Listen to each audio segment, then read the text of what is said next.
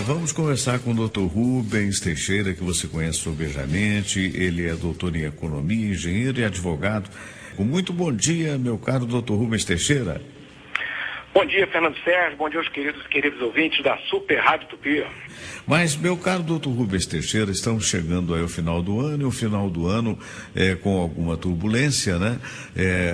O dólar está a 2,54, se não me falha a memória, e na realidade não se sabe bem se vai aumentar ou se vai ficar nesse patamar.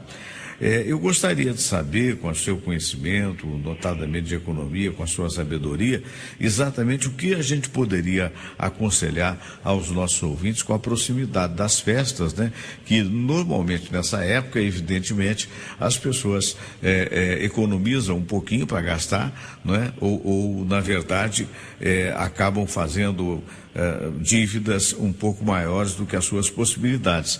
Então eu queria aproveitar a sua presença para trazer esse aconselhamento para a população. Então, Fernando Sérgio, realmente o mundo inteiro, em virtude da crise internacional, uma crise muito longa, muito desgastante para as economias de modo geral, gerando efeitos adversos, até piores em outras economias como na Europa e outros países. Ela, embora esteja se debelando, alguns efeitos ainda permanecem, especialmente porque o governo tomou algumas medidas de política econômica no sentido de evitar que gerasse desemprego, evitar que uma política, vamos dizer assim, menos austera para que a economia tivesse condições de se sustentar num ambiente de crise, mas tendo como foco a manutenção do nível de emprego. A gente observa que, a despeito de toda a crise internacional, até da produção interna do Brasil ter sido baixa, o nível de desemprego também foi baixo. Quer dizer, a gente sabe que por trás disso existe uma questão que é bastante relevante, que precisa ser reavaliada e melhorada, que é a produtividade interna, mas de todo modo foram garantidos os empregos.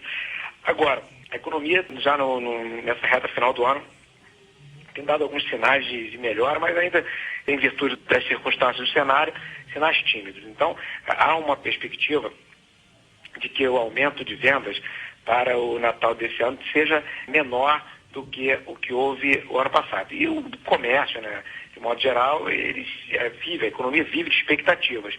E certamente o comércio vai se preparar para conseguir vender, porque para gerar a economia, para que inclusive a economia continue girando, a manutenção de emprego, as empresas conseguem sobreviver, não ter prejuízo, conseguem se manter. Então, fatalmente, essas medidas que o comércio vai se adaptar para enfrentar esse final de ano, que espera-se que seja um pouco mais difícil para eles, acredito que vão permitir que se supere, vamos dizer assim, esse momento. Agora, o que é interessante é as pessoas tomarem cuidado para não se endividarem. Então, por exemplo, a gente sempre lembra isso, Se porventura existe um ambiente de várias pessoas, como as famílias, os empregos, as pessoas querem presentear umas às outras, ótimo. Então, acho que um amigo oculto, que pode fazer com que as pessoas, cada um compre um presente e assim todos recebam um presente, cada um comprando um só, é uma maneira de otimizar os recursos. É bom as pessoas também ter o cuidado, até de pagar o preço, fazer escolhas que não se endividem muito. Por quê? Porque o início do ano é sempre um pouco pesado, Especialmente porque tem as dívidas residuais do final do ano e também uma série de custos comuns nos inícios de ano, como, por exemplo, impostos, IPVA, IPTU e até o pessoal que paga imposto de renda, o pessoal que não é isento. Mais à frente tem o imposto de renda, tem também o material escolar, uma série de gastos iniciais que, se a pessoa estiver endividada, quando houver esses gastos, a situação complica mais ainda.